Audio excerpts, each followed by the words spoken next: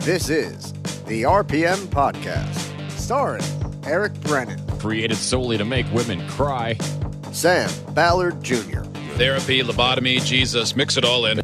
Scott Riggleman, fungus-faced toad sucker, yellow-bellied gutless slug, and Josh Matthews. Dude, I'm such a jerk. It's ridiculous. Well, everybody, and welcome to another edition of the RPM Podcast. And as the introduction told you, we have Sam Ballard Jr. live from the University of North Carolina in Charlotte, Josh Matthews in the Matthews Family Studios, and also joining us, the Matthews Family Studios, driving the 09 Riggleman Towing Factory stock at Wall State Speedway, Scott Riggleman. Gentlemen, how you all doing this week as we have racing right around the corner, literally? It's actually a race week. I'm pumped to say it on the big stage. Don't all answer at once now. Wasn't it a race week last week with the 24 hours? That kind of counts. But, I mean, honestly, the interest wasn't there for me that much. And I'm kind of curious. Like, usually when I was a kid, this week was huge. You know, Daytona 500 pole qualifying right around the corner, and the shootout or the Sprint Unlimited, or it's now called the Clash again. There was, like, a lot of buzz going into this week, and I don't feel the same level of excitement right now, and I don't know why. You want to know why that is? Because you didn't watch the 24 hours of Daytona, you jerk. I was going to say because he was already too buzzed over the weekend. You know what? With that being said, though, I'm telling you what, even before the Super Bowl this week, I think it was a little tame with the hype. I think they don't really hype it as much as they used to until like the day before, you know? Well, I mean, I think – I'm sorry, Eric. I was going to say, I saw, I have the Amazon Fire Stick or whatever, and like on the homepage for the Super Bowl, they said streaming starting at noon. And I was like, what time's the game start? It didn't start till like 6:30, right? Right. 6.5 hours of pregame streaming.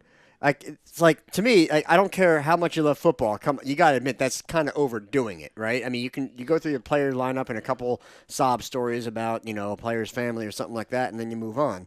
And I think with Daytona, maybe they don't want to hype it too early. I mean, especially when you're going to compete with the Super Bowl commercials and all that. So now that it's over, maybe we'll see it pick up. Well, you know, you bring up a good point, Josh. The oversaturation of the product seems to be an issue that NASCAR may be facing right now, and I think all sports are kind of facing it. I'm sure you guys remember back in the day where, you know, the race would start at 12 o'clock and the television coverage would start at 12 o'clock. Yeah. It would be no 3-hour pre-race show. You know, during the week, you would get RPM Tonight, a half-hour recap. Now you have NASCAR Race Hub. You have NASCAR America, 2 one-hour productions on Fox and NBC. Podcasts. Yeah, I mean, and well, that's the thing. There's so many other race-related programs that kind of cover the sport in depth. I'm wondering if we get a little bit exhausted with it. I mean, when I was younger, I used to watch the pre-race coverage to all the racing events just to kind of, you know, keep tabs as to what's happening. And make sure that you don't miss any balloons. Well, that too. That was a big point. I definitely don't think we're oversaturated. I mean, like I said, I listen to NASCAR radio all day long in my tow truck, and I can't get enough of it. Sometimes it gets repetitive, and they talk about the same stuff. Sometimes they talk about stupid stuff to fill time, like, you know, who got a haircut, who has a beard. You know, that stuff's getting ridiculous. But I'm with Scott on that one. Was it Blaney that needed to get the haircut? Yeah, Penske made him get a haircut. They did like 2 days on that. I think that was, you know, and when they are talking about stuff like that on channels like that, I wish they would just, you know, call a modified guy or something and talk to them instead. You know what I'm saying? Well, they used to go down to lower divisions and things like that. I mean, back when you had Speed Channel and you could not always, but you would have, was it Open Wheel Wednesday, and you know, and Two Wheel Tuesday, and they would go to, you know, other forms of motorsports, or I don't want to show them less respect, but you would call them lower divisions and show dirt racing and things like that on, and just to fill time. I don't really call them lower divisions. I'd rather say regional to national, something like that. You know? But I mean, you would get like that, or the stuff that was happening at O'Reilly Motorsports Park, as opposed to, you know, that way it would just kind of fill some of those gaps, especially in, you know, the off season. And like you said, you're watching MAV TV all the time, watching Swamp Buggies. You know, that go to that occasionally if you don't have, you know, like you said, if it's the off season, you can have some breaking news or whatever, or you know, fine, you can tell us if Danica's going to get a ride. I don't care that much, but you know, a couple news stories here and there. But when they did was it NASCAR Tonight? Is that the one show that it's on like every night? And it's like a half-hour program. Yeah. But, well, they're only going to talk about NASCARs because Yeah. it's NASCAR's channel. They're not going to talk about swamp Yeah. buggies on something like that, you know? Yeah, but well, I mean, if you have it on, on any sports network, whether it be Fox Sports or ESPN or whoever has the contract, just I don't want to say that it's entirely oversaturated. I think it needs the right type of advertising, the right type of hype, but there are times that it gets slow, and they shouldn't be afraid to show other Right. racing related things, or go back to an older race. Maybe there's been footage going around. I think it was of Lewis Hamilton back in a kart race, many years ago, long before he was in F1, and just showing like an old Tony Stewart race, that somebody might have been able to film or something like that would be kind of cool. Well, with the satellite radio NASCAR channel on there, they do play old races. I mean, Sunday I had to run to Philadelphia of all places at 6 o'clock to pick up a truck as the Super Bowl was just starting. And they were playing an old race. I think it was the Atlanta 500, from like 1990 or something. And Nancy thinks I'm crazy, but I listen to it, And the best part about listening to something like that is listening to the starting lineup and seeing who's in there. And like, oh, yeah, I remember that guy raced, And sometimes in that particular race there, Jimmy Horton, a local New Jersey guy, was in that race. And some people forget that he ran Cup, but he was in that race. So it's cool hearing the old names in that stuff, Well, I love back when wasn't ESPN had their old school campaign, and they would play the older races. I mean, you'd see a lot more of maybe Daytona or something like that because you had dare I say more action, or it was constantly something was about to happen. But I loved watching those older races, especially if you didn't have anything else, if it wasn't prime time. Or you didn't have the middle of the next episode of a big show or something like that. It was great just to put that on, and you could sit there and watch the whole thing. Or if it became background noise for a little bit, I'd rather that over half the other stuff out there now. Yeah, I mean, but the question is there buzz in the air? I think it's definitely going to pick up this week. I don't think there was a lot last week. There wasn't much to talk about. There was a few announces, but the buzz in the air is going to start soon. I really think in the next few days we'll start being hearing more and more as the trucks start heading down there and all that stuff. I think it's going to. You're going to be part of that buzz, though, aren't you? Yeah, we'll get that to a little bit later in the local section. But yeah, that's good. He's picking up on this really quickly. But not jumping ahead to that. But you are right there. Looking on Facebook, there is people starting to head down there. There is starting to people to post pictures from their hotel rooms and stuff like that. I think the buzz will definitely start picking up here in the next few days. Definitely. Now, the two big events on the calendar this weekend are, of course, Daytona 500 pole or front row qualifying, I should say. But before we get to that, everybody wants to talk about the Clash, or what was once dubbed as the Budweiser Shootout, then the Sprint Unlimited, and then it got the Clash name back to it, which was how the race began back in the 80s when it was nothing but a 20-lap cash-only sprint. And it's kind of come back around to that, largely in help of Dale Earnhardt Jr. and his public push in trying to make this a day race after Daytona 500 qualifying, as it was when it was first introduced to the series. And my question to you three is that the right move? I mean, for me personally, I'm familiar with the Clash being the Saturday night race following the ARCA. Here we go again with this Saturday night race. But I've grown accustomed to that, and I'm finding myself having to constantly check the schedule to see that there is, in fact, a 3 p.m. start time on this thing for Sunday afternoon on a weekend where I'm not used to sitting home watching stock cars. What difference does it make? You're going to be late to it anyway. You're going to miss the whole race. So you're saying they're moving the Clash to Sunday? Right. Yes. Is the ARCA race also on Sunday? It's the same day. No, the ARCA race will remain Saturday. Green flag time right around 4:45 p.m. ish. You're welcome. Okay. Thank you, Sam. So what are they having on Sunday? Time trials and then the Clash? Yes, it'll be 500 front row qualifying, and then the Clash will follow afterwards. So, Eric, is this kind of a 2-for-1 thing? I mean, get the people in the stands, you can watch qualifying, and you get the Clash? Well, that's what I was just about to say. We used to go to the ARCA race, and we got to see the Clash also for the same price. You know? So now I wonder what's on Saturday with ARCA. Anything? Is there anything going on that day with the ARCA cars? I believe they're just going to have 500 qualifying practice in the morning. They usually have like a 10 a.m. session or so. And then probably the ARCA race would be the only event. Remember, back in the day, they used to run, and I say back in the day, probably 2004 was the last year they did it. They used to have the ARCA race and the shootout or the clash, you could say, on Saturday.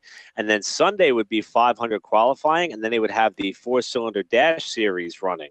And once that series went away, 500 qualifying was the only happening on Sunday. So as a ticket payer, it wasn't worth it to go to the track on Sunday because all you were going to see was one car go around for 2 laps each, and it just doesn't kind of fulfill your racing needs. So that's definitely why they did it, so they can sell tickets for 2 days. I mean, they're definitely trying to figure out a way to fill the middle of the week a little bit there. And I mean, they were trying the racing on the back straightaway there for a while with the K&N cars and I remember that. And they the did modifieds raced back there. Yeah, and that lasted. That only happened once though, right? 2 years they 2 did. years? Yeah, 2 years they did it, and that already fizzled out. So now that looks like they broke up the weekend where they can sell 2 tickets. But I do like that it's a day race, because going back to the Saturday night thing, I mean, New Smyrna does race on that Saturday night, and if it was a night race, it would kill their attendance Saturday night. And with that being said, also, the clash is on Sunday, which I thought was a little crazy because the K&N cars are racing at New Smyrna on Sunday. I'm like, wow, NASCAR's putting 2 things up against each other. But by you saying that the clash is a day race and the K&N East race at New Smyrna is a night race, that kind of works out pretty good. Yeah, provided the cautions or it doesn't run late because of weather or something like that, which may affect both tracks. Yeah, they're only about maybe a half hour apart from each other, so I don't see that being a problem. But yeah, no, I kind of like that schedule, the clash on Sunday, and then you can watch. If you're a ticket buyer or a fan in the stands, you can go to the big track and watch qualifying in the clash, and then grab something to eat by the track, and then shoot over to New Smyrna and watch the K&N cars. I kind of like it. Well, yeah, I think the hardcore race fans they would probably take advantage of that and make the full day out of it. Pack a lunch and maybe even pack a dinner or stop in between. I don't know. Now, the ideology behind the clash usually being on Saturday night is, you couldn't really learn that much from it because it was a non-points cash-only race that was held in conditions that are typically different to what you see in the 500. Now that the race is going to be run kind of along the same time as the scheduled middle to end of the Daytona 500, I'm curious if anybody thinks that's a bit of an unfair advantage for those 20 competitors or so that were invited, that maybe they'll have a little bit of a better edge on what the track may be like come the 500 in 1 week's time, or if since it's just for money, no points, not a lot of prize on the line, just pride, if it really matters at all. I'm not sure. Well, it used to be. Go ahead, Scott. Whenever you get on the racetrack with a race car, it always helps, and there's no doubt about it. I mean, this is why the guys even run the Xfinity series that get some track time, even though the cars are a little bit different. I mean, yeah, does it help? Sure, it helps a little bit. It's always good to get on the racetrack. Is it that big of a deal? No, not really, because, I mean, every team's going to have time to be on that racetrack all week long down there before the 500. So, no, you still got the twin 125s, too, so I don't think it's that much of an advantage. One of the other questions that's being passed around the NASCAR area is the other event they were talking about that Sunday, and that is, in fact, Daytona 500 qualifying. And for those of our listeners who may not be familiar with the system, pretty much all that Sunday does is lock in the front row for the Daytona 500, and that is, of course, barring whether or not they're involved in an incident in Thursday's qualifying races. Now, what it also does is it allows some of the fastest non-charter teams to lock themselves into the field as well. However, with what's going on with that and all the legalese involving some of those charters, I'm not going to go down that road just yet. But nevertheless, we're going to have somewhere between 40 and 44 cars, that's on the high side, taking time, traditional qualifying. One car goes out for I believe, just one time lap now. And now they started doing the IndyCar thing where they reset the final 12 for another go at it like a year ago. Is it still necessary for them to hold qualifying to this capacity, in your opinion? Or has the tradition kind of run its course a little bit? I think that it should be – well, you have the problem with the charters, I think, is one issue. Now, granted, charter or not, those teams, most of them, you think of like Hendrick or – they're going to have cars that make the show anyway because, they're well-established teams with plenty of money to fabricate, outside of a weird problem, either passing tech or blowing up or something like that. They're probably going to be the show anyway. So you have these other cars fighting for 4 spots, basically, unless, they've somebody's rented or leased a charter, that whole mess. Well, there's 4 open spots. I mean, there's 36 charters, 40 cars start. There's 4 open spots for people to fight for. Exactly, and no provisional really to get in. And then I've always argued that single car qualifying versus the group qualifying, which actually I think applies most to Daytona, to the super speedways, because they're going to be in race trim. They're not going to be set up for that super. Because I mean, really, the chances of Danica winning anything, other than a super speedway, because so much of it is about luck and where you are and drafting with the right person versus how fast or good your car actually is. I mean, yeah, you can't go out there with garbage, but we've seen, similar to Bristol, cars that have been fairly beat up, drafting and running right up with the top, 5. It's frustrating that they try to do that single car or the pole qualifying when you're going to get shuffled around, like it's Plinko anyway, I think. See, Sam, go ahead. I know we don't really know what to talk about, so I'm going to add my 2 cents here. Maybe we'll start another convo. I miss the single car qualifying. That's one of my favorite things to do at Wall. Once you get all the cars lined up to walk up, look down at the track, and just see man against machine, one-on-one, going after a 10th from each other. I just really enjoy that. And I also enjoy sitting there for 2.5 hours watching it. But I know other NASCAR fans don't feel the same thing. So, if it was Watkins Glen, whatever. I'd give you something for that, But Daytona, no. See, now here's my only rebuttal to that would be in terms of single car qualifying at Daytona and television coverage. There's a couple of avenues that I could look at this. It's a chance for the television networks to tell the story of each and every team going into the new year. What personnel changes were made, what sponsors came on board, what driver changes were made. And also for, when we tried the group qualifying in 2013 or 14 it was, and it became a big mess. I feel like it took away from some of the hard work that went on in the shop, where that's where the teams kind of got to reward themselves for what they did aerodynamically, and that allowed them to have just a little bit of an edge to maybe win the pole or qualify second for the Daytona 500.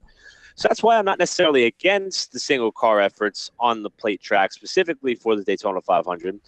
But it does seem like a lot of work that goes into setting only 2 starting positions in a field that may not have more than 40 cars to begin with. So that's where my struggle is right now. Yeah, but don't they also base the lineups of the 125s with the time trials too?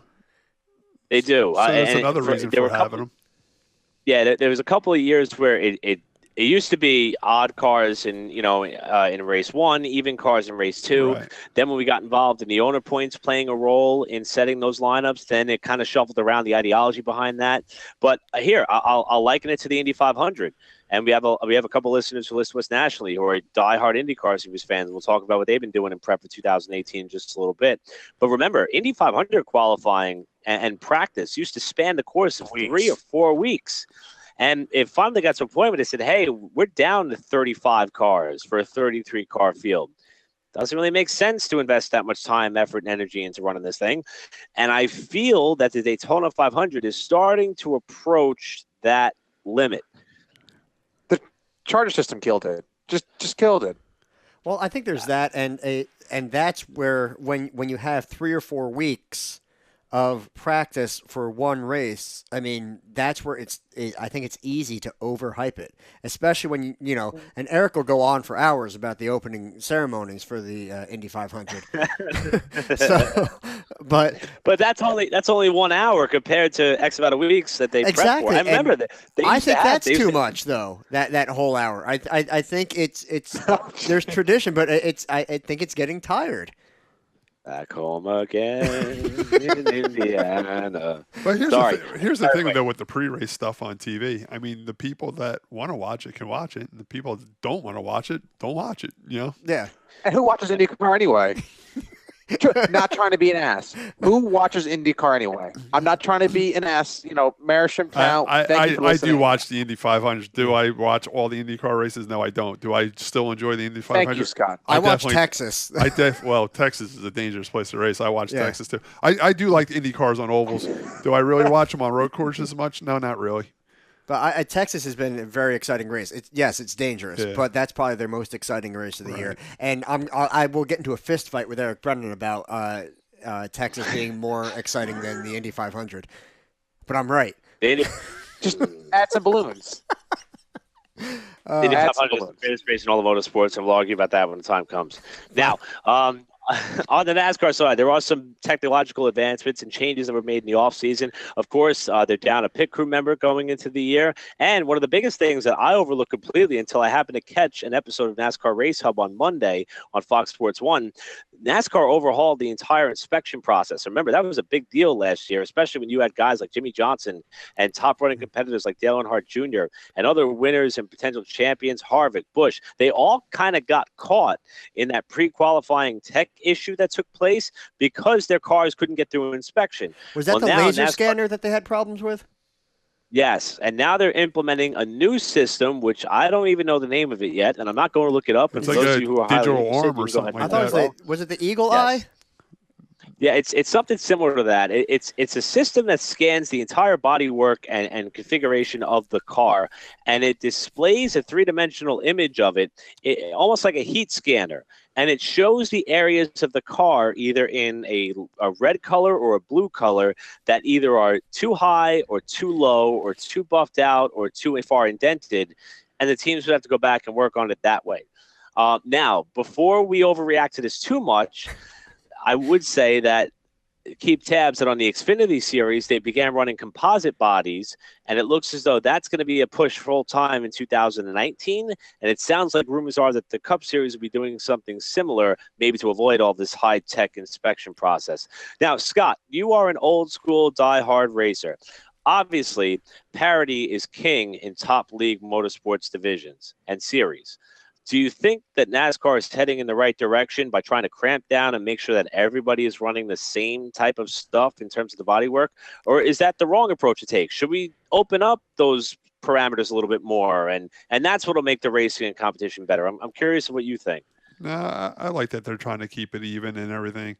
I mean, let's face it, the cream always rides to the top anyway. The guys with the smart crews and the money behind him will always be faster than the smaller guy, no matter what the rules are. But does it close the gap up? Yeah. And like we were saying last week, and when we were predicting, how the smaller teams would do, and I know we were half jokingly saying that Jeffrey Earnhardt has a shot at winning, but with the rules being as tight as they do, it does close the gap a little bit. Does it close it completely where a small team like Jeffrey can go out and win? No, not really, but it gets it closer.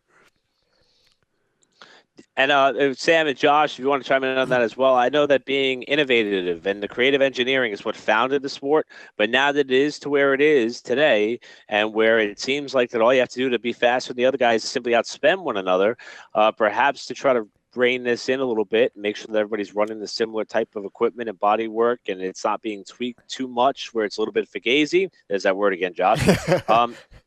Maybe this is the right step to go, but I'm not necessarily sure, and I'm not sure if this will solve the problem that we saw. Maybe it'll make it even bigger when it comes to getting cars to inspection. I'm interested to see how it all plays out when they get to Daytona. There's going to be pros and cons, and it's going to come down to I don't know how these composite bodies will perform as far as, under an impact. Are they going to shatter like carbon fiber or break apart like that? Or, The rumor is the composite bodies in the Xfinity series are a little bit tougher than what they're using now. And in fact, I remember seeing a special on NBC Sports for one of the Xfinity races they were covering. I believe it was Richmond, where they ran a composite body last year.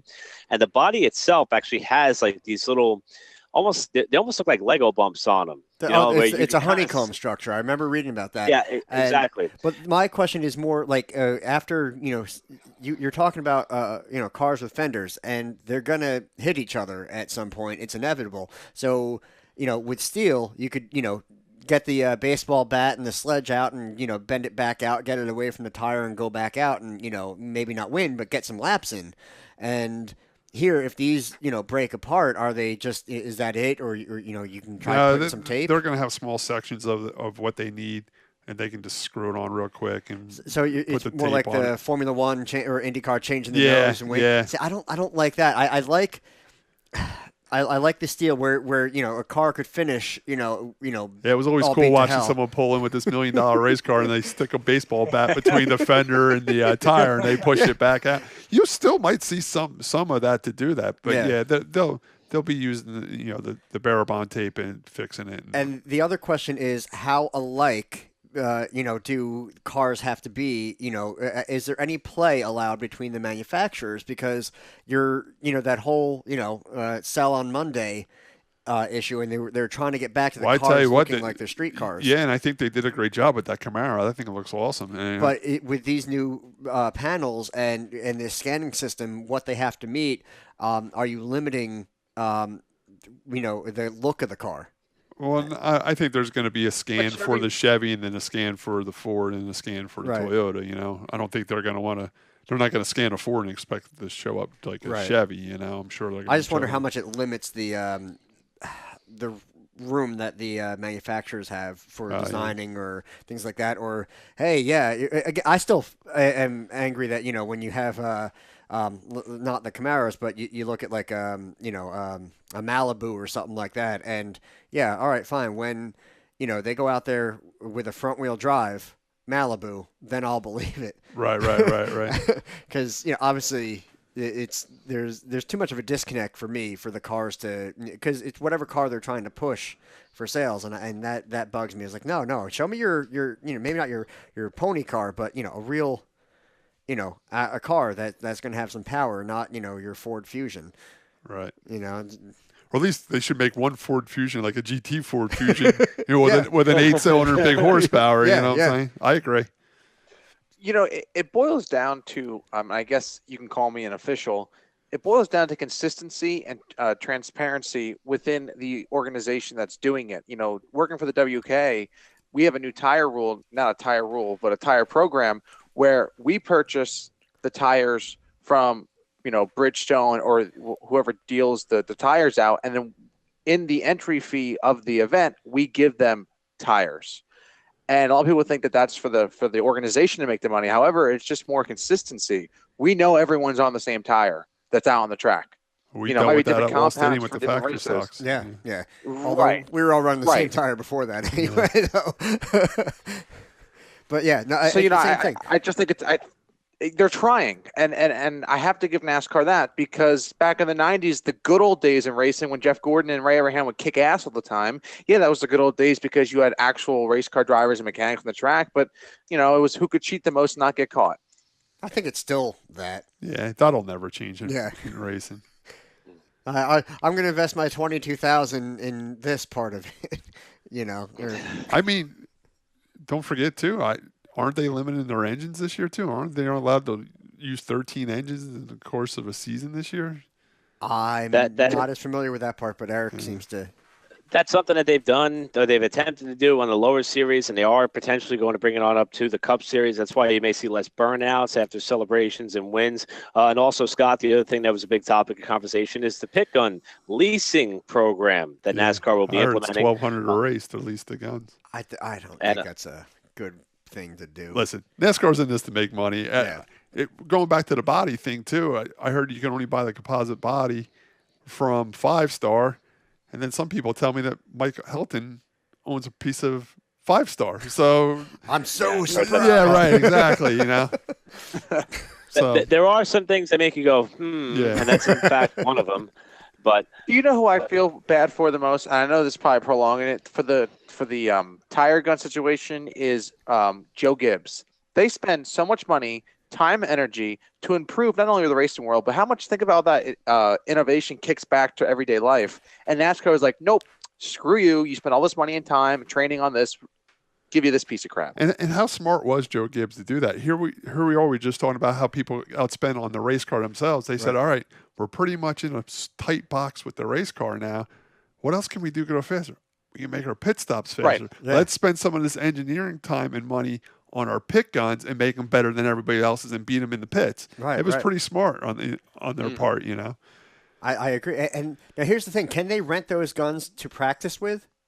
I'd imagine so, yeah. Because, I mean, if you're training with a gun at, at your shop. Or it might just be a pretty basic gun, and they can probably buy that at the store as a basic gun, not as $1 million gun. You know Right. But it's one of those things. You figure they're dialing, those guns to an air pressure so the guys can have timing, not looking, oh, is it all the way off yet? I mean, it's rhythm, and if it changes, I don't know. I'm all for if they want to make them all use the same gun, but that much to rent, I think that's just ridiculous. And like you said, it's a scheme to make money, and it's frustrating in a sport where money's already been an issue. Some more specific driver news. We got a couple of announcements that came out. Justin Marks went from climbing mountains to attaining a chartered ride for the number 51 of Rick Ware Racing. Easy for you to say. There you go. For the Daytona 500. Also an announcement that came out today, February 6th, at the time that we're recording this podcast. Corey LaJoie will be driving the number 72 TriStar Motorsports entry that Cole Witt drove throughout most of 2017. That is a ride that LaJoie and Witt will split throughout the 2018 season. Danica Patrick. I'm hearing LaJoie has more races in that car lined up than Cole Witt. And I also read that it was Cole Witt's choice to cut back to a part-time schedule rather than a full-time schedule. A bit of a surprise for me. I thought Witt has done a pretty good job in that car, especially on the plate tracks, but maybe he's thinking about... He was running like top 10 all day until he finished 22nd. I agree with you guys. I really think Cole was building momentum with a smaller team, and they were building on something. I definitely think that these smaller teams do better when they keep the same driver in it than rather rotating drivers. Kind of like what Michael McDowell did last year with Levine Family Racing, and I can't pronounce this kid's name to save my life, but Matt DiBenedetto or whatever. I mean, the 32 team went from when they were rotating 4 or 5 drivers to having one driver, and it seemed to help them a lot too.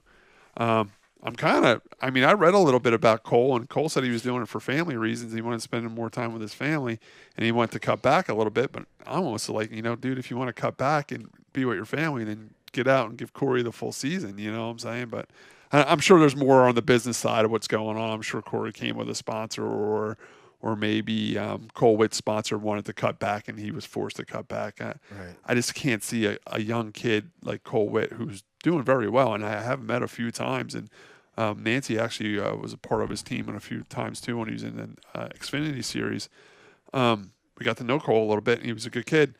I really can't just say him saying, "Oh, you know what? I got a full-time ride." I don't want to do it. I'm sure there's more to the business side on that one. But hey, good for Corey LaJoie. He's been working hard. He's been in the trenches with these smaller, low-budget teams trying to get a full-time deal and trying to take a 40th place car and get a 29th out of it. So maybe it will work out for Corey. Good for him.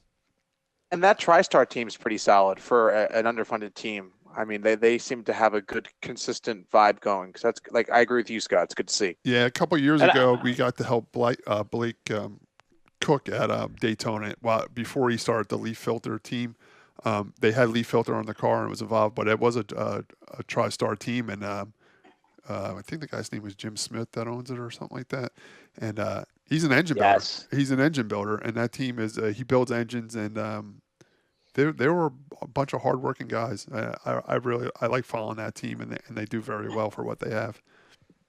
And I want to cycle back to something that Scott mentioned in terms of these smaller teams and watching them come up. I mean, there was a time when we thought that the smaller organizations would never, ever rise to prominence, and then Furniture Row Racing happened, and they got Kurt Busch, and then they moved on to Martin Truex Jr., and now they have a NASCAR Cup Series championship to their name. But how much is with that sharing program where they share information? Well, a lot of it had to do with what was involved with Joe Gibbs Racing. But remember, after the incident at the Brickyard 400 this year, where Joe Gibbs made their own decision to suspend members of the 78 team after the altercation at the Brickyard, I don't think it's as tight-knit of a bond as what we originally thought. And their results started to come before they really kind of found the proper way to woven, that basket together between Joe Gibbs Racing and Furniture Row. So there is a method in which you can put this together. And TriStar seems to be one of those teams that was heading in the right direction with Cole Witt at the helm. And I'm interested to see what can happen here. And not doubting Corey LaJoie's ability. Kid's a great short track racer, but Witt seemed to have a way to get results in and get the job done. And as Scott said, there may be more to this story, and hopefully it comes out. Well, it also shows you how much trouble that BK Racing is in, because that's what Corey was racing, and for him to pick up, his tools and go somewhere else, it's showing that BK's in trouble over there. Yeah. Yeah, that the hearing over the charter, who actually possesses the charter that team apparently sold to a local bank in terms of collateral to try to prevent some of their assets from being repossessed, that hearing has been pushed off to February 15th. And friendly reminder, the Daytona 500 is February 18th. But you know what? Like I said before, if you think there's only going to be 35 charters at the Daytona 500 because a bank is holding a charter, NASCAR will never let that happen. They'll simply give a charter to somebody who's next in line and discontinue that charter. There will be 30. Mark my words. There will be 36 chartered teams at the Daytona 500. There's no way a bank's going to keep something from NASCAR. I agree 100%. People don't realize, real quick to our listeners, I know we're getting over on time here, Josh, is BK Racing, they're putting all their stuff at auction. Like, their team's done. Like, they're not doing anything. Their haulers are for going to auction over here and down here in Charlotte. I mean, it's not looking good for BK Racing. Or they're done. I think Hartwick's going to have a cup car in a few weeks. Yeah, right. Last thing I want to talk about, and what is a very heavily NASCAR-centric show, being that Speedweeks, or the stock car portion of Speedweeks, right around the corner. Darlington Speedway has made an announcement in which they're going to put a massive amount of energy and effort into upgrading their facilities, particularly the grandstands as well as some of the front stretch towers, and a large number of the infield facilities are going to be improved. Are they going to dig up the center of the track and put a tunnel in too? No, I don't see them doing that. I believe, and now I take two things out of this. I take two big things out of this, and I'll turn it over to you guys before we had a break. Obviously, the fact that track only has one race weekend a year professionally on a big league scale, that the Labor Day weekend is the only thing that they really have going for them. Which is on my bucket list. I'm going to go to that Darlington race one time. And here's a funny story about Darlington. A long time ago, we were going through my mom's 8mm films, like the old projector ones, and she still had the projector and everything. And if you knew my mom, she keeps everything. She still has my first grade report card, But anyway, she had a bunch of 8mm films. We had the projector, so we just put it on the wall, and it was like the 1971 Southern 500 that my father went to. And my mom filmed him and his friends walking around through the parking lot. They used to have a big parade on the racetrack the day before. And I said to my dad, I said, man, you look really young in there. Why'd you go to the Darlington, the Southern 500 it was called? He said, Scott, there was a time that Southern 500, that was bigger than the Daytona 500. Wow. And everybody went to the Southern 500. That was the big race. And I definitely think it's cool that they do the throwback schemes there, because it is such a historical race, and it's definitely a race I want to go to one of these days. And that ties into my second point, Scott. Darlington is now known for the throwback weekend. I say we turn back the clock. Put the wooden bench seats back in. Get rid of the awning. Don't fix it up. Make it look older, Why are you fixing it up? Yeah, exactly. To go the other way. Yeah. And even top that off, I think the race team should even use tractor trailers that weekend. They use box trucks and open trailers. Let's go for it. Yeah. Exactly. You can't bring the big stacker trailers in. You got to leave them outside. Do it all old school. Get rid of the garages. Put up the pop-up tents once again. Let's do this thing old school to the max. If you're going to spend money on innovating, innovate backwards. All right? And just make it the experience that much. I want that place to feel like a time capsule. I want it to feel like you're going back about 40 years when you walk in that place. The bottom line, what Darlington's doing, everybody's calling it, when they're taking the grandstands down, they're calling it right sizing or something like that for the racetracks. Mm-hmm. Basically, they're right sizing. They're making their seats bigger so they have less seats. So they're just taking out seats without taking out seats. They're just making the existing ones bigger. Well, although I've been at Dover, and I felt like Eric Brennan at the memorial service the other night, all squished in there, and and yeah, it's. Well, I'm not against having a little. They made them too small when things were going through the roof and they were selling out like crazy. They made the seats smaller to pack more people, and it did make it uncomfortable. I agree with you, Josh. They made it too small. You're in there too tight. Now they're correcting that, which is a good thing. Yeah, especially if you're going to be sitting there for several hours. This isn't. It's not a 2 hour. Or in the heat. That sun baking. You want to have a little elbow room or let a little bit of a breeze through. So I think it's. Call it right size and call it whatever you want. But if you give me a little more elbow room, I'll be happy. And that's funny you say that. Like, when the tracks were packed, I kind of stopped going to NASCAR races. Mm-hmm. Now that attendance is down, I'm going back. Like you said, you're going there now. You don't have to go there 6 o'clock in the morning. You can drive right in. Yeah. You can find a seat. You don't even really have to sit where you call with the ticket you bought. I just look in the grandstands and see where there's an open space, and I go sit. Yeah. And you get right out of there now, because when they were packing them in, they made all these big lane roads getting in and out of parking lots and different exits and stuff like that.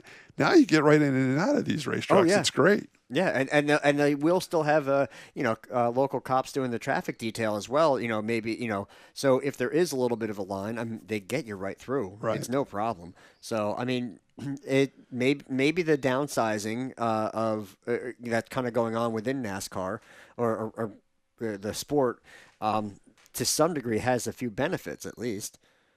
That's Eric saw how the Ballards do Dover, and I'm sure he appreciated that. Well, that was what a good races time. do you go to, Sam? You mentioned something about Pocono too. Yes, I've gone to Pocono with my dad, Dover. My dad and I are going to go to Talladega. That's on my bucket list too. One of these days I'm going to go to. I heard the infield party is insane in Talladega. Darlington about an hour from my school, so I was looking at going there this summer, but that never it's happened. right off 95. It's easy to get to. So, no, I think it's great. And, Scott, I agree with you. It's just going to stink when 15 years from now when attendance is back and they start making the seats smaller again. And we're sitting on wooden benches in Darlington. But, it's funny you say that. You see them taking all these grandstands down.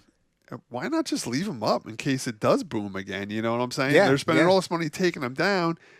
They're not really selling them to anybody because no one's really buying them. And a lot of them, they used that space. I know Dover used it a number of times. For advertising. They just stretch a huge banner over there. Why not? And unless is there some type of inspection fee? I think it's like an insurance thing. And maybe... Right. Say if you have a facility that holds 150,000 people, you got to pay this certain amount of insurance. Yeah, you got to insure for 150,000. If you knock it down to 100,000, it probably puts you in a different bracket for insurance. There's got to be another reason because why take them down in case someday you do need them? With how much had to be put in for between permits and construction and all that, and materials alone, getting that put there. I agree with you. Especially they're not that old. Why tear it down? Because tracks like Watkins Glen needs them because they're selling out 3 or 4 years in a row. Right. Watkins Glen is on my bucket list. I'll say that. I tell you what, I was never a big road race guy until we went to Watkins Glen just to camp, and we were right by the track, so we went and checked the track out. And not only the track, but the town itself loves racing. I mean, the olds. Have you been there before, Sam? Watkins Glen? No, I had free tickets, but I've watched documentaries because I'm a loser on Watkins Glen. It's a great town. Well, do we have time for this story, Eric? It looks like you're sleeping up there. Or do I'm good. I'm texting listening. this girl I'm going on a date with tomorrow. Do we have time for a Scott Riggleman story? How do you know? Watkins Glen. Do we have time for a quick 5-minute Scott Riggleman story? Or do you want to keep going? No, Scott. This is your show too now. We just roll with it. Quick Watkins Glen. Oh, hold on. What? I'm getting a tow call here. Right. I thought Sam's dorm was burning down. No. I belong to this thing. It's before I get to my Watkins Glen story. I belong to this thing called honk for tow trucks.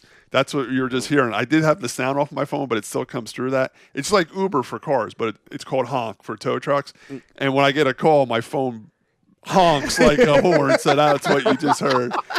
So as I'm sitting here doing this great show, I'm losing money with the towing business right now. But whatever. Anyway, getting back to the Watkins Glen story, we went up there to camp, and we camped on Lake Seneca. And there's all wineries in the town and everything like that. Beautiful town. There was no racing in town that weekend, but we weren't far from the track. I said, Nancy, we can do all the wineries you want. We can go to dinner anywhere you want. I at least want to drive by and see the racetrack. She says, fine, let's go by and drive the racetrack. We were up there with Kevin Ayers and his wife, Nan, also. Kevin has a big motorhome. He tows one of his rental cars up there through Avis. So we had something to drive while we were up there. So we all jumped into one car and we drove over there. a lot of these facilities do anything to make money, so they were having something that was called Corvette Day there that day. So when we pulled in, there's hundreds of Corvettes. They're all out on the track. You could walk in the grandstands and watch. We went in the grandstands and watched all the Corvettes drive around. It was pretty cool. As we were leaving, the guy says, there was a security guard at the gate. He's like, why are you guys leaving? I said, well, they're just out there riding around in Corvettes. We can't get on the track, so we might as well leave. He's like, well, no, you can get on the track if you want. He's like, they go on a lunch break from 12 to 1, and for $25, you get 3 laps on the racetrack. All right, no problem. We're in like a Toyota RAV4, you know. There's 5 adults and a dog, right? We're all in there. So I don't know if any of you guys know Kevin Ayers, but he's a little tight with his money. So he's like, $25 for 3 laps. I couldn't have my money out of my pocket fast enough. I said, $25. Here you go, sir. Where do we line up? So anyway, he tells us where to line up. We pull over there. There's guys in like the new Dodge Challenger. There's guys in Corvettes, Camaros. We're in a Toyota RAV4. 5 adults and a dog in there. Anyway, so we think we're going to go out on the track and do 5 miles an hour on the racetrack and take pictures. There's a guy in like a souped-up pace truck, like a Chevy pace truck. They said, all right, you got to stay behind the pace truck. That's the only rule we have here. I'm like, all right. So I said, I was driving. I paid the $25. I'm driving, right? Rules. Right. So anyway, we pull out on the track. I say to everybody in the car, I said, listen, I'm going to lay back a little bit. This way we can fly up and catch the pack. You know, we can go fast for a little while, you know, because they got spread out. Yeah. Everybody's like, yeah, that's a good idea. That's a good idea. Because we think we're going to be doing 35 miles an hour out there, you know. Well, anyway, I let them get ahead. I can't even catch them. That's how fast we were going. We were doing like 85 in this Toyota RAV4, flying around the racetrack and everything. Whatever. It was a blast. We had a great time. They stop you on the front straightaway. You take a picture in Victory Lane with your car and everything. Really cool. So if you're ever in the area, they said they do it every day at lunchtime up there. You can pay $25 and do it. Rain or shine? I'd imagine it was nice out the day we were there. It was a beautiful day out. So anyway, we're leaving there. We get done doing the 25 laps. Brakes, smoke, and the whole bit on the car, you know. So as we're pulling out, and it was a stick, so all you can smell was clutch and brakes when we left, you know.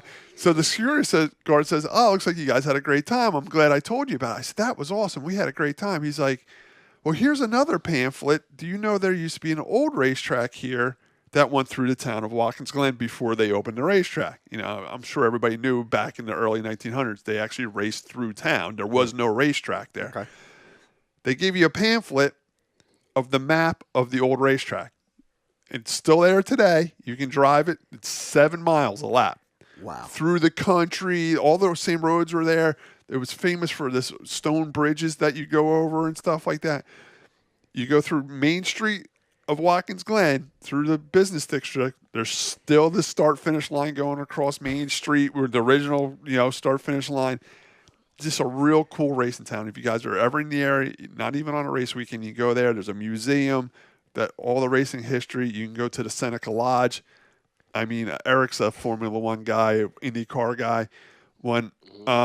What's the difference? Well, what I'm getting to, that's Formula One used to come to American race out Watkins Glen, and they used to have. They called it their awards banquet at the Seneca Lodge, but really it was just a big party after the races, and all the memorabilia at the Seneca Lodge is still on the wall. There's trophies there. There's microphones from like CBS microphones with the big cushion thing on the top, hanging up.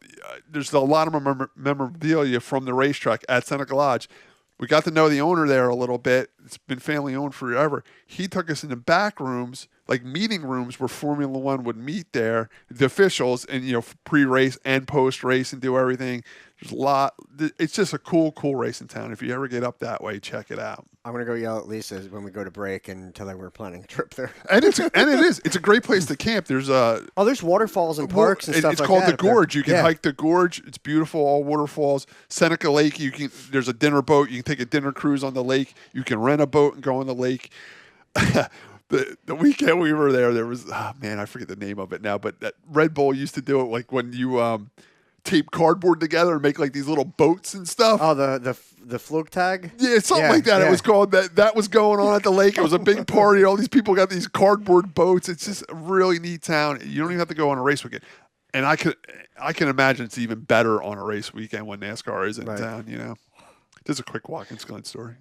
That's unreal. And I tell you, that's why it gets me so mad that IndyCar lost their date there. They have to figure out a way to get it back because just knowing that one story, all the people who are going to hear that listen to the RPM podcast, they know that there's so much more to do. Wasn't that IndyCar race added on there like in a weird way? Didn't a race get the Boston? Yeah, the Boston Grand Prix. Right. Boston. And then, but I am a bitch for waterfalls. Yeah. So I love waterfalls. So Indy's definitely not going back into Watkins Glen because I thought it was a success. I thought they did good there. They had a decent crowd, but that day it ended up going to Portland, and they couldn't strike a deal with management at Watkins Glen. But track management at the Glen said that they are open to opportunities in the future, which I hope come to pass. It's more IndyCar shooting themselves in the foot yet again. I think as always. That's what they do. I think Watkins Glen IndyCar is a perfect fit. I mean, I'm surprised that they're not going back and it's not working out for them. You know. Yeah. This is a great segue. Especially with the new car that they just, and let's just roll with it. The new car they just tested at Sonoma this past weekend, where there were a lot of heavy hitting teams and drivers. Former champion, a reigning champion, Joseph Newgarden was there, along with Simon Pagenaud, Will Power, all carrying the Team Penske banner. You also had the Schmidt-Peterson guys of James Hinchcliffe and Robert Wickens there, and all the Ed Carpenter Racing teams were there as well. And it was nice to see the road course bodywork and to see the cars with full liveries being able to compete there as well. And there were also some other stories that came out of the IndyCar world this past week.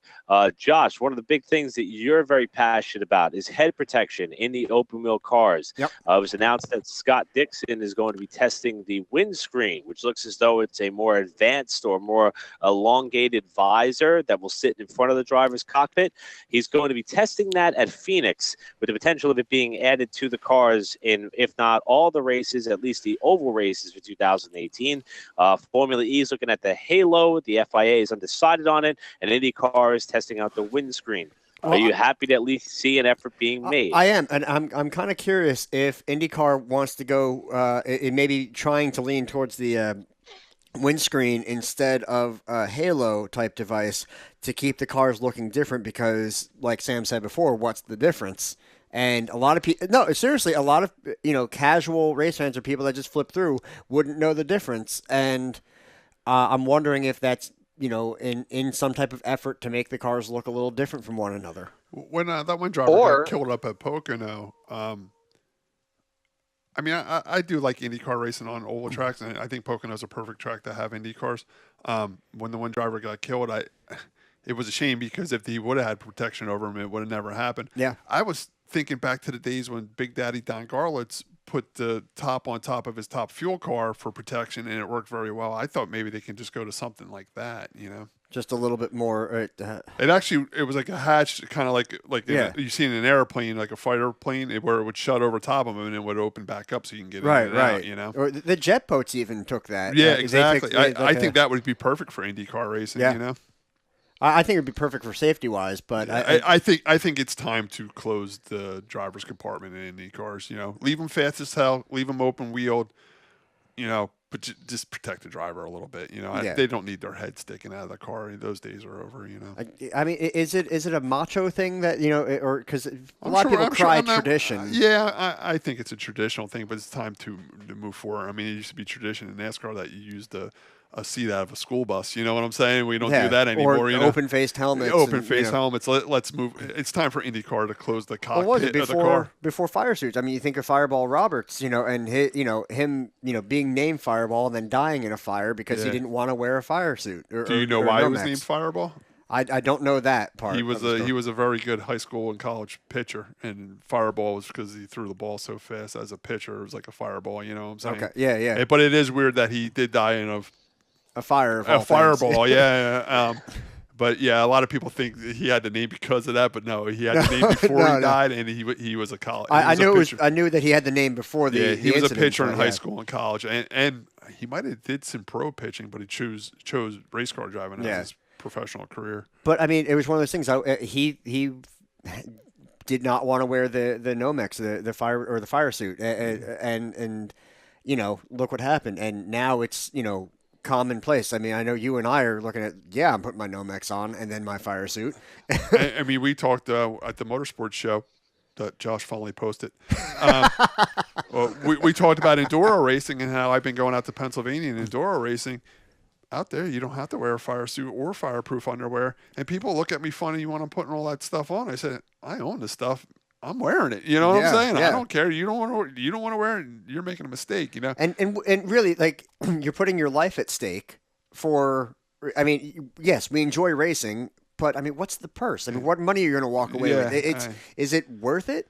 No, I don't. To think me, it's so. not. I mean, I go out that way. I still wear my. I mean, it kind of looks funny. I'm driving a beat up enduro car, but I'm sitting there in a nice fire suit, fireproof underwear, brand new helmet, brand new gloves, brand new shoes, $600 Hans device. But you know what? It's going to protect me. I wear it no matter where I go. No, I'm with you 100% on this. And same when I went up to New Hampshire to race and had that flip. I didn't have to wear that safety stuff up there either, and I wore it. I own it. I wear it. Yeah.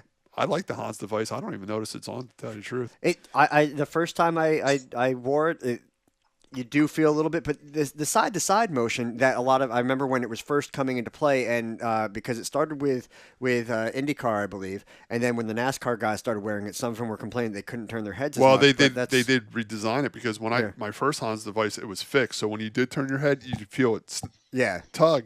But now it's a sliding system where it slides behind your head, so when you turn your head, the straps are sliding from side to side. Yeah, I mean, it limits you a little bit, but not terribly.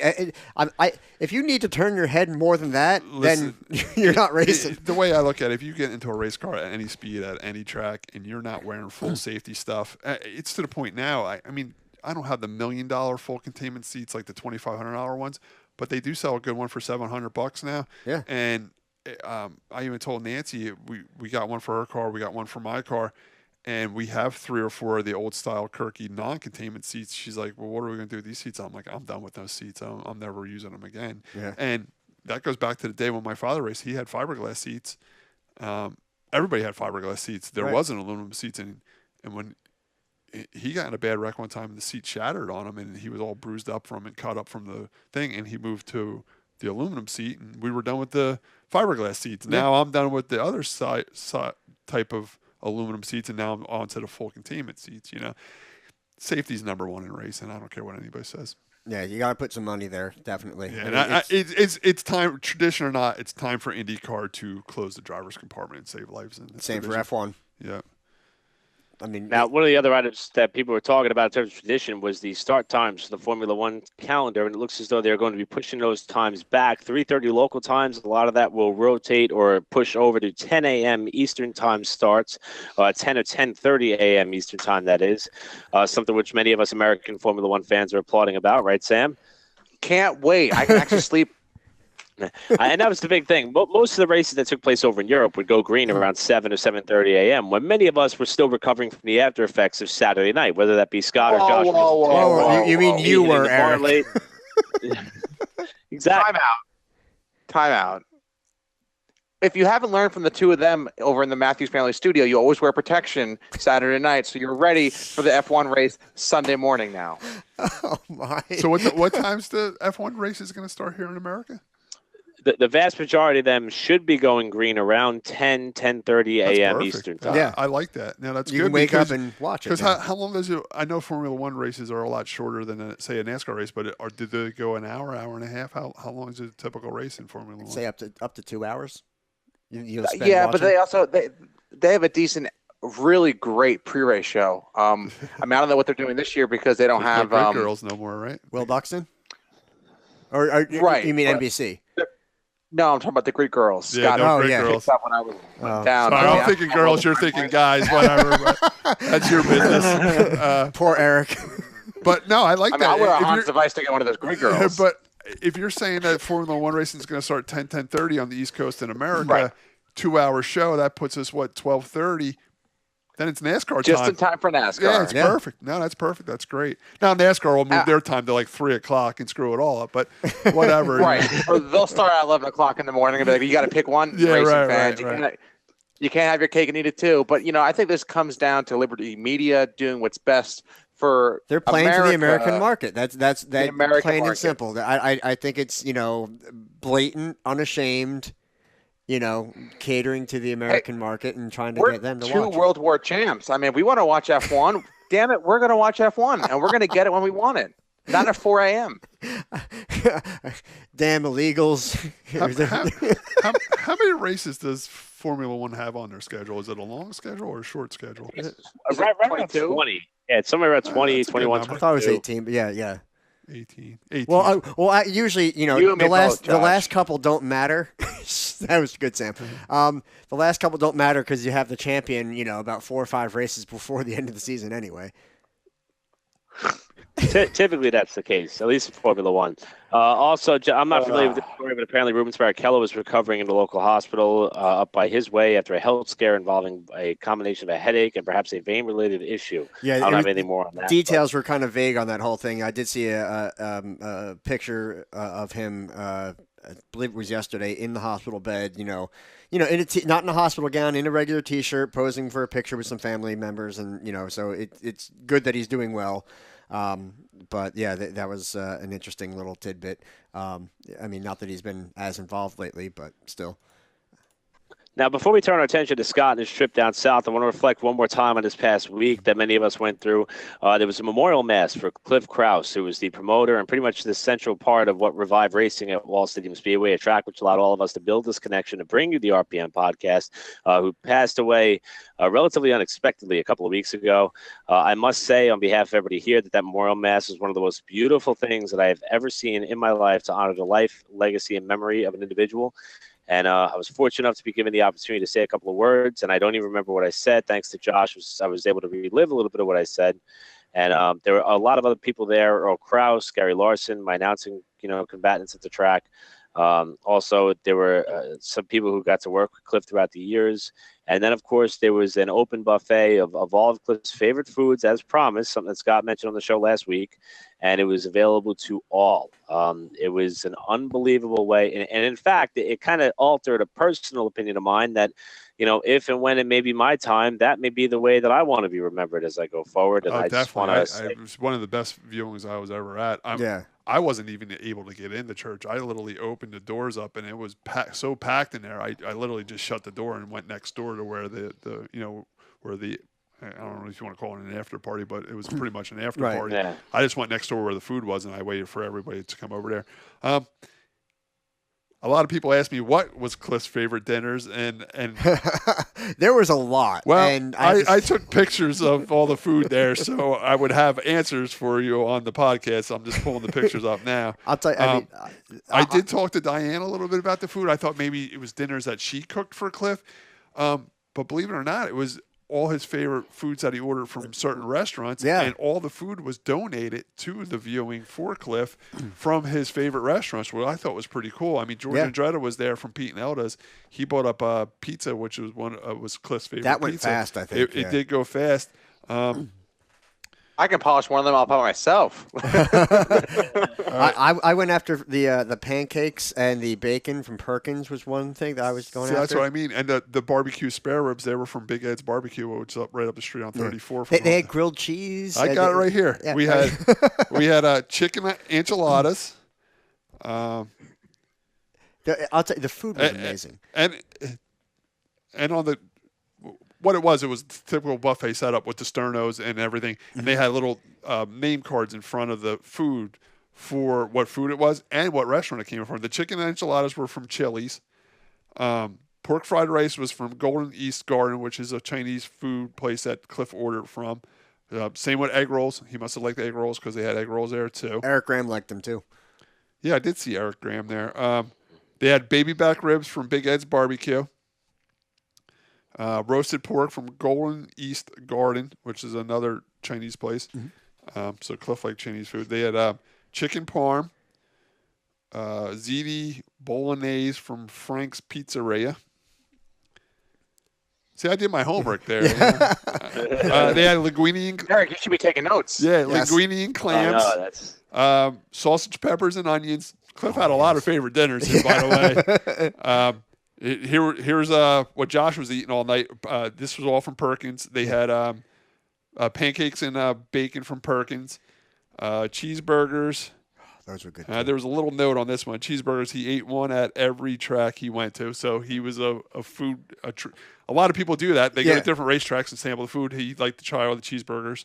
I know you guys are a little bit younger than me, but East Windsor was an old dirt track in New Jersey. They had the best hamburgers. I hope Cliff had a few of them in his day. Grilled cheese.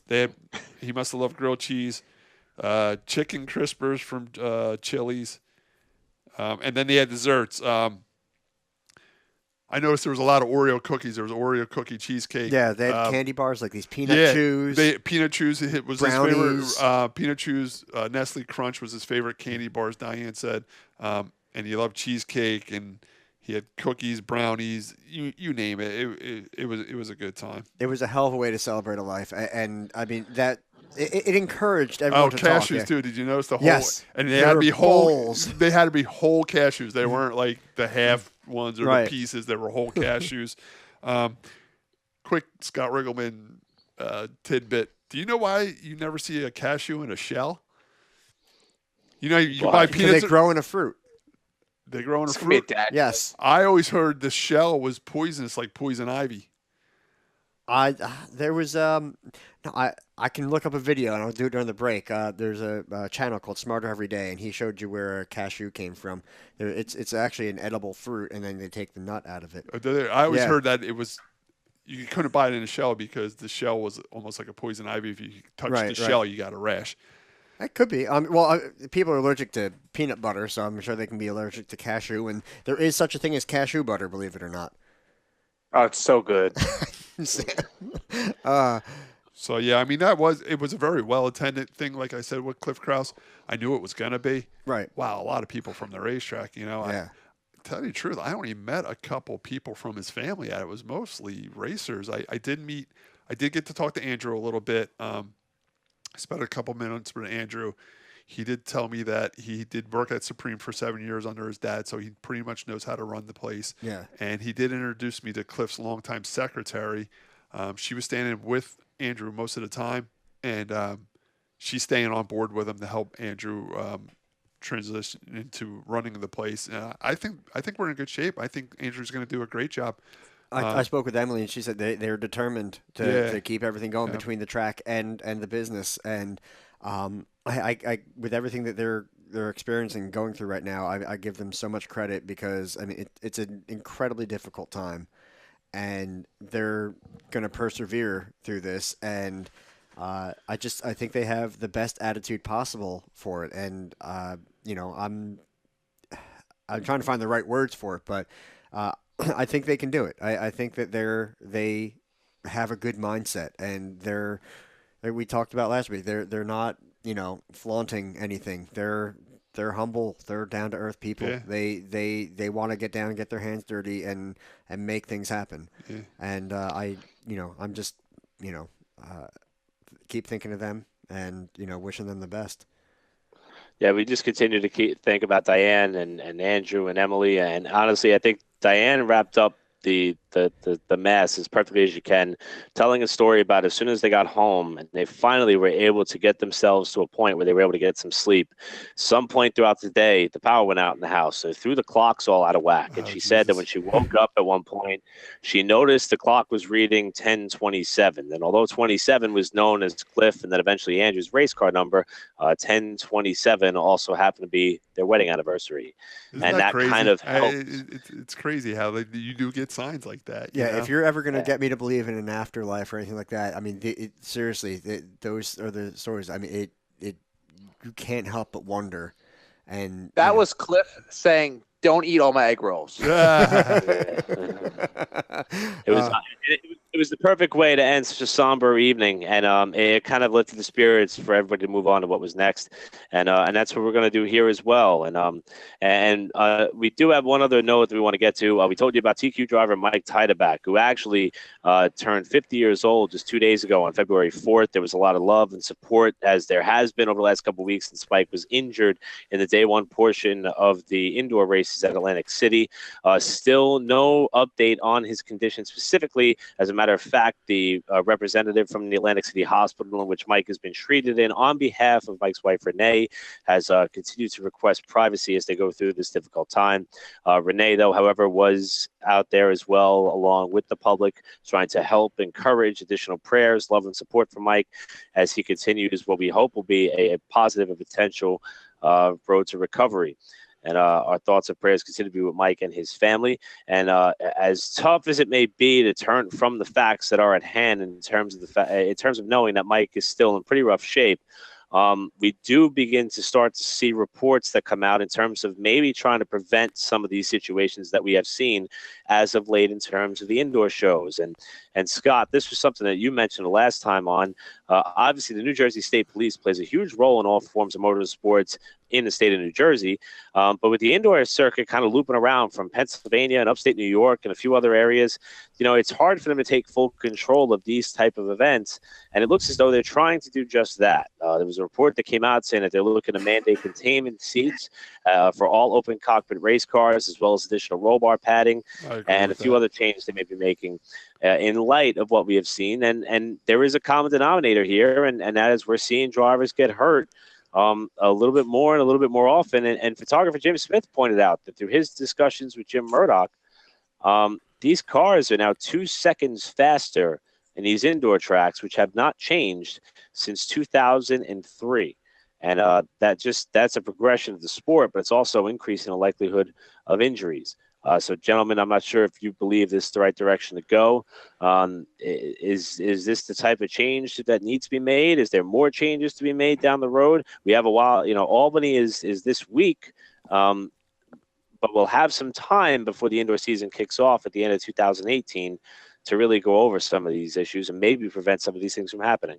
I think it's never too early for safety changes. You want something that'll be tested or reliable, sure. But I think simple things like mandate, full containment seats are tested and proven already. Yeah. So things like that. Put them in there. The roll cage padding. I don't know why that hasn't been a thing already.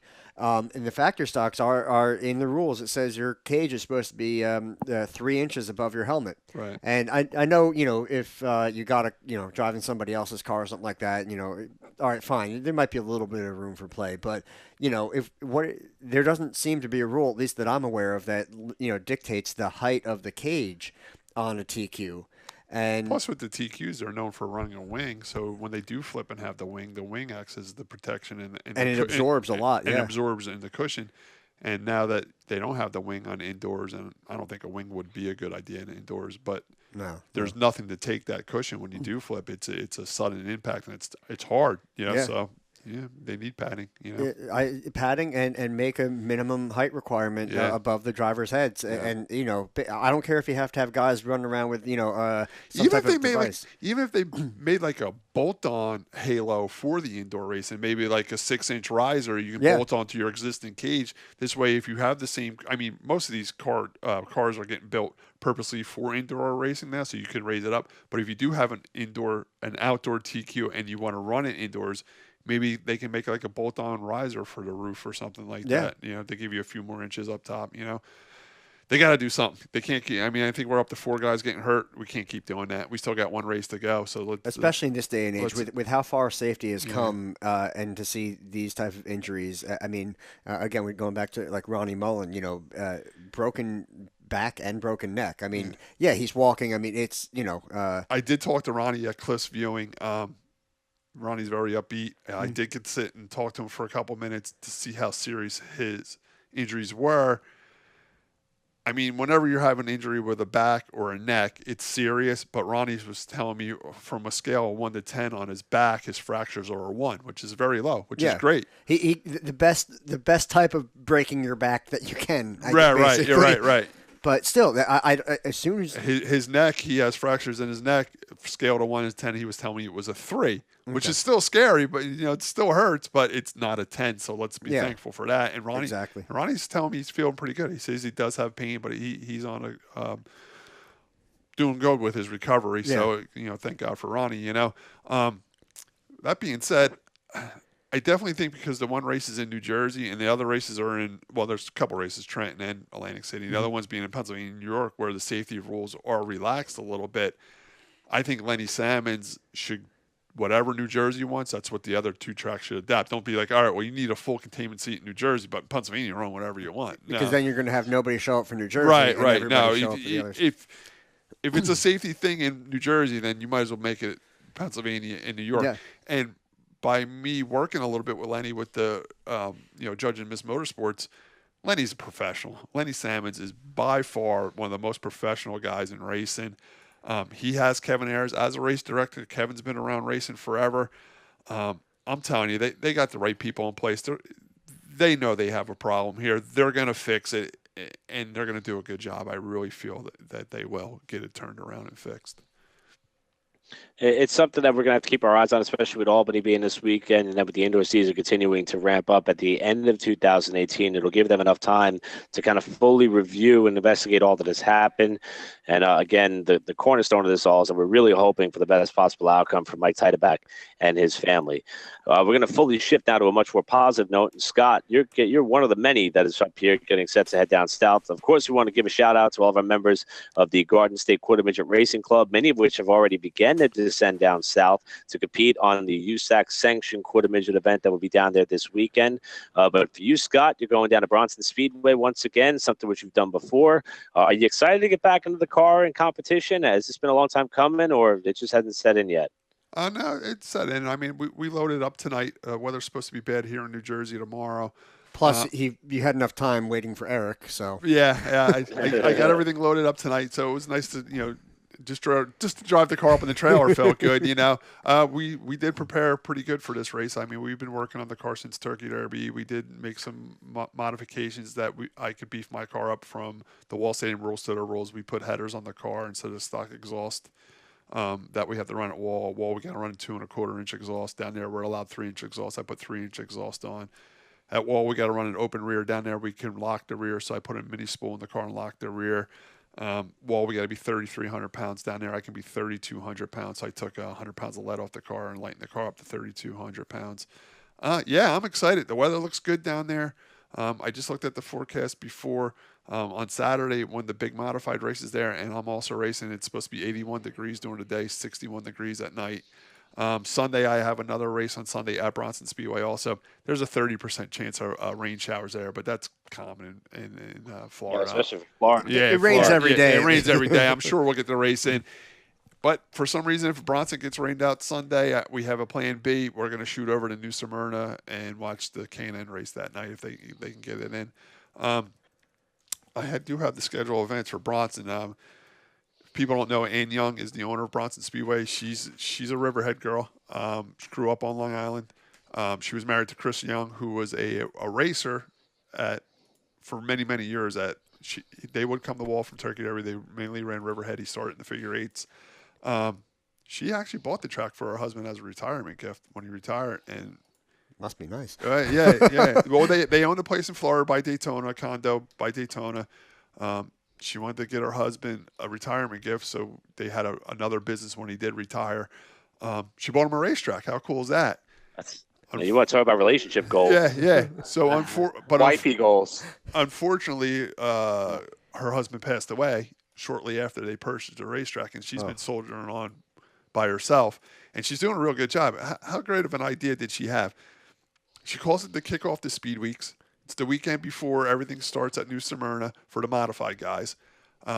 She loves modified racing. She's from Riverhead. Her husband raced modifieds. Her son races modifieds now. She had an idea and said, wow, if I can have a race on Saturday night, and these guys don't have to be to New Smyrna to pull in the pits until Sunday, they don't race until Monday, maybe they'll stop at my track and race before they go down to New Smyrna. New Smyrna is about 2.5 hours southeast of Bronson. So she tried it. First year she had 6 modified show up. Last year she had 13 modified show up. This year maybe we'll have 20. She's got a great idea. It's a good idea. She's got a cool schedule of events here. Friday, which is the 9th of February, it's open practice for all divisions, 10 a.m. to 3 p.m. It's on a Friday during the day. Pit fee is only $10 a person. We practice all day. Then she's having a Bronson barbecue and band from 4 to 7. It's sponsored by Sunoco Race Fuels. Huh. She has a country singer there, so it's all part of the $10 admission. Get to sit there. They're having a free barbecue, a country singer singing. It's going to be a good time. Then when that's over at 8:15, they have a mud bog right in the parking lot. We stayed for it last year. It was $10 to get in. We watched mud bogs. It was a good time. And they're doing it for ATVs. And she even said because a lot of like the modified guys bring a quad with them to push the race cars around. They said when they want to take their quad and go through the mud bog, they can, you know. So that's Friday. That's before the weekend even starts. And then on Saturday's the big day. I mean, Tour Type Modified 50-lap race, Southern Pro-Am trucks 50 laps. They're having E-Modifieds, which is like an IMCA Modified with a stock clip on the front end. Pure Stocks, that's the division I'm racing in. Strictly Stocks, which is a 4-cylinder division. She also added legend cars to the race Saturday, too. So Saturday's very, very busy. She did tell me that we're not going to have heat races. We're just going to rate the features to save a little time. Okay. But then on Sunday, she's having us back Sportsman division, which is kind of like a late model division. Pure Stocks, Strictly Stocks, and a couple other divisions. That's on Sunday. And if for something happens on Saturday and Saturday gets rained out, Sunday is the rain date for Saturday. So Saturday event would be moved to Sunday. So that's what we got going on this weekend. They packed a lot in there. Yeah, I mean, I think it's only $12 to get in the grandstands too down there. So that's not bad. Yeah, at all. so no, it's a good time. It's $12 to get in. Teens, seniors, and military ID $8. 6 to 12, $5. 5 under free, and pits is only $25 under the pits. Yeah, and you don't need a pit license or no. It was just $25 to get in last year. So one thing she does do, some people complain about it, but it didn't bother me anyway. When you do a race there, you have to buy 5 gallons of fuel. So when you sign in and pay the $25, you buy a voucher right there for 5 gallons of fuel. I don't care. I'm buying fuel anyway, you know. So but if that helps the track keep going, then great, buy 5 gallons of fuel. You know what I'm saying? Yeah. No, it's a great time. It's a lot of people ask me where it's at compared to Daytona. It is on the west side of Florida. It's right outside of Gainesville. Gainesville's the big town. It's a big college town. It's where Gatorade was invented, you know. It's where Big Daddy Don Garlitz is from. He actually has a museum right there not far by. We're actually going to try, because we practice all day on Friday. We don't have to be back at the track until 4 o'clock on Saturday. We might go to the Big Daddy Don Garlitz Museum Saturday morning, you know. I'm leaving Thursday at 7 a.m. We're driving all the way down to Jacksonville. I got a hotel room outside of Jacksonville. We'll spend the night in Jacksonville. We'll get up 7 in the morning, probably leave the hotel by 8, so we're at the track by 10 because practice starts at 10. Right. So that's what I got going on. That's a lot. That's busy between the drive. Are you taking turns driving? No, I drive all the way. Then Sunday, what the plan is, if we race on Sunday, after the races, we're going to start heading back a few hours after we're done racing. Probably get into Georgia somewhere, spend the night in Georgia, and then Monday, drive the rest of the way home. The only way that'll change is if we rain out on Sunday and I go over to New Smyrna and watch the K&N cars. We'll probably just stay somewhere by New Smyrna Sunday night and then drive home Monday. Nancy's flying in, getting a rental car. She's coming to the track late Friday night. She's going to be there all day Saturday. She's going to come hang out Sunday. She might leave my race early Sunday, head over to New Smyrna. We have friends that are involved in the K&N East Series. She's going to go over there and watch the races over there. So this is the only time I get depressed that I'm not a millionaire. Is when have you guys ever been to Speedweeks before? I haven't. It's really speed month. I mean, Eric's wearing a Kenny Wallace hat right now. Kenny Wallace has been down there racing his dirt car. You know, you can really start the first weekend of February and race to the end of February. It's more than a week. You know, NASCAR side it's a week, but it's so cool down there. There's so many short tracks. There's so many dirt tracks, so many asphalt tracks. There's big track Daytonas going on. There's so many divisions of racing there. It's like the whole country just goes to Florida and races. And I get depressed that I can't stay longer. I can't race more. I wish I could be down there with an ARCA car, a K&N car, a NASCAR modified. You know, there's just so much racing. There's Bubba's Raceway Park. There's East Bay in Tampa Bay. There's Volusia. It's so awesome down there. I really wish I could take 2 weeks of my life and shut my business down there and just go down there for 2 weeks. I have been down there for 9 days. Before I owned the towing business and worked at the trucking company, I would go for 9 days. I wouldn't bring a race car. We would go camp. We'd go to all these races. it's a great time. If you can ever go down there, or if you're down there that way, even if you can't go for a whole week, go for 3 or 4 days, hit a couple short trucks and come home. It's just a great time. There's basically only 2 reasons I would ever go to Florida, and it would be for the racing down there, whether it be Daytona or all the this whole week thing, or a rocket launch like they had. Had one. Yeah, Falcon they had Heavy one. went up today. Yeah, and that was a good one. They said. Except they lost the center core. One time we were down there sitting in the grandstands. It was just like a practice or something. They launched the shuttle. We saw both. We saw all the race cars on the track and from the grandstands. I'm so damn jealous of you right now. You can see the shuttle going out into the ocean. I mean, it's just a good time to be down there. I can compare it to like bike week if you're a motorcycle guy. They do the same thing for the motorcycle guys down there. But we're race car people, so we go to Speed Week. It's just awesome, man. It really is. I do get a little depressed because I got to leave because of money. I can't stay down there as long as I want. I do have to pick and choose where I go because of money. It's just the one time I wish I was a millionaire and I could just go down there with my race cars and just race all over the place and have a good time. I mean, even just the beach itself, you go to the beach, Daytona itself with NASCAR holds such history there. There's the North Turn restaurant. It's called the North Turn restaurant because when they used to race on the beach, that was where the North Turn. Did you go there? How cool is the North Turn restaurant? There's pictures of race cars all over the place. Same thing, you can talk to the owner. There's an upstairs room. That's where Richard Childress goes for dinner. There's pictures of Chocolate Myers, Dale Earnhardt, They have a vintage parade right on the beach. But I kind of wish I could make it, but it doesn't look like I can. If you have a race car in the area, you can go over there, and they have a parade on the beach. You're allowed to drive up the beach with your race car, driving the race car. You're not the trailer. You can drive the race car. It's just so cool being down there as being a race car fan and a racer, and it's great. I mean, a lot of people make fun of me that I'm towing 900 miles to go race my car. I'm not really going there to race my car. I am going there to race my car, and I'm going to race my car. It's a mini vacation, People tow their campers down, or people fly down to just go to Disney and ride roller coasters. I'm going on vacation. I'm bringing my race car with me. Yeah, so you're going to do a little racing and enjoy watching a lot of racing. Yeah, right. It's just a good time, But it does get frustrating because you look at all the schedules and you want to see so much, and you can't do it all because they race on the same day and stuff. I mean, I'd love to go to Bubba's Raceway Park. I hear so much about that track, and we're not far from it. But when they're racing, I'm racing. Yeah. New Smyrna is about 2.5 hours away. If we do get out of my race gets done early Sunday, we are going to try to make it over for the Canyon race. We're cutting it close though. Nancy, well, that should be on. You should be able to watch it online at the very least. Right. But we'll probably. That's not the same. I know. Yeah. But I mean, he's down there. Yeah. My dream is to get done racing because the races start at 3 on Sunday. The K&N race is supposed to start at 7:30, 8 o'clock. If we can get loaded up and get out of there by, say, 5 o'clock, we can make it over to New Smyrna. And like I said, Nancy is going. She has her own rental car, and she's going to be watching. She's going to spend as much time as she can with me at Bronson, but she's going to be watching the clock, and if she's got to jet out of there to make the K&N race, she's going to do it.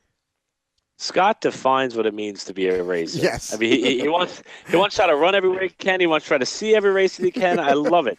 Absolutely love it.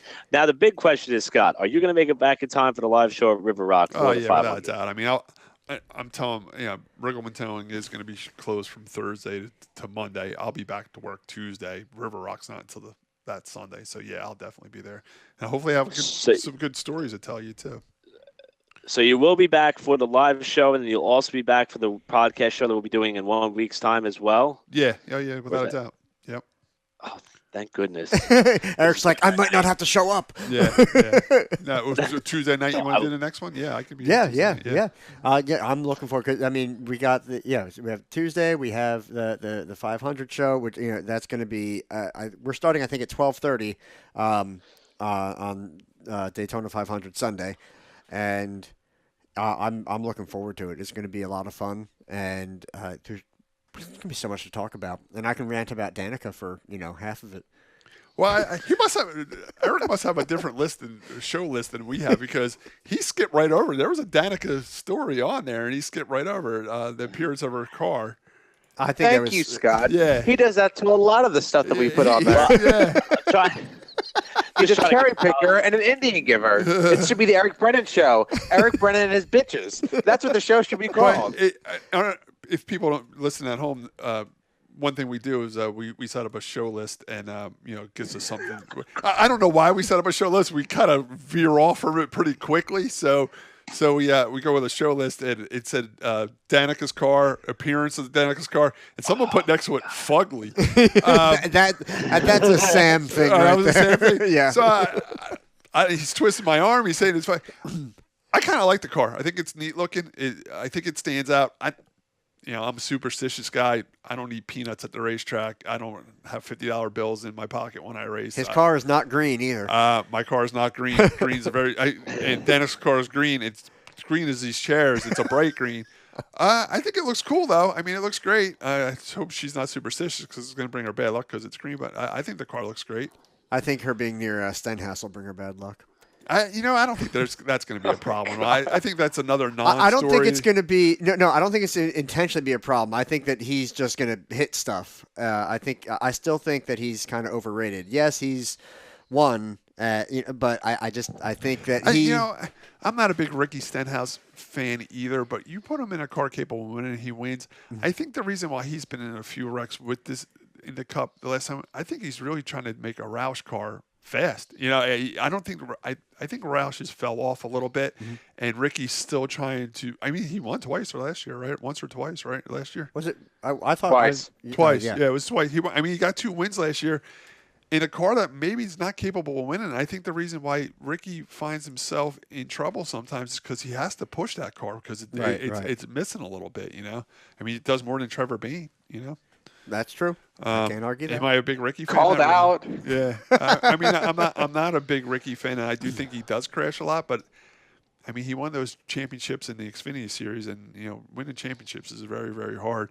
And he did well in that car. I just think he found himself in a position where he's got a full-time ride with Roush, and he's doing a great job with what they have. I think. Yeah. All of which will be storylines we'll be following going into the Daytona 500. As we mentioned, we'll be back with you next week with another edition of the RPM podcast. As far as the live show goes, it will be, as we mentioned, at River Rock in Brick, New Jersey, all beginning around 12 noon p.m. And for more information, you can visit therpmpodcast.com. We'll see if we can get Nick Rendo there with his gold Sharpie. Yeah, giving out the autographs and doing all of our marketing work. With that, what have we learned today? Eric? I never knew that Glenn Fireball Roberts got his nickname from pitching, so I want to thank Scott for that. That means a lot. And also, I didn't know that the outer shell of a cashew could. Well, we don't know that yet. I mean, that's what I was told. We'll bring that back to you next week. Yeah. That's not the kind of rash discussion I'm accustomed to, so that's why I was a little bit surprised. We don't want to talk about rashes, Eric. Neither do I. Sam. I got a list. You ready? Yeah. Oh, boy. Josh wants more room to let the breeze go through. Josh warns our listeners to always wear protection on your head. Scott honks, and people watch Scott put his underwear on. Yes, that is true. Welcome to the show, Scott. Scott, what have you learned? Well, I learned that this show list that I get emailed to me every day doesn't mean nothing because Eric just skips half of it anyway. I mean, he skipped a whole section here, and I was getting a little lost in where we were going here. I'm trying to consolidate time, Scott. That's all. I mean, well, why are we in such a rush? I mean, it's a show, right? Yeah, I mean, that's what I learned. I do enjoy doing the show with you guys, and I am learning how it works, and I want to keep doing it with you guys. Awesome. We love having you on, and you're welcome forever. As for me, I learned that Sam likes to think that they are 18. He's having trouble up there. I've never seen a guy so red in my life. I also learned that Eric likes them old. So, well, you want to go back to the wood bleachers? I do. I want the nostalgia. He wants his wood old. Oh, I hate you. Eric, you're worried about your announcing career, but you're worrying about something you're never going to have. So what difference does it make? What? Old wood? Oh, God. Never mind. On behalf of Josh Matthews, Sam Ballard Jr., and Scott Riggleman, who looks very disgusted with me right now, I'm Eric Brennan. And Scott, safe travels down to Bronson. Keep us posted while you're down there. We'll see you next week. And to all of our listeners, we'll see you next time on the RPM Podcast. Don't forget to go to therpmpodcast.com, and we'll meet you at River Rock for the Daytona 500 party on February 18th at 12 p.m., and we'll keep you posted on Facebook as well. Good night, everybody.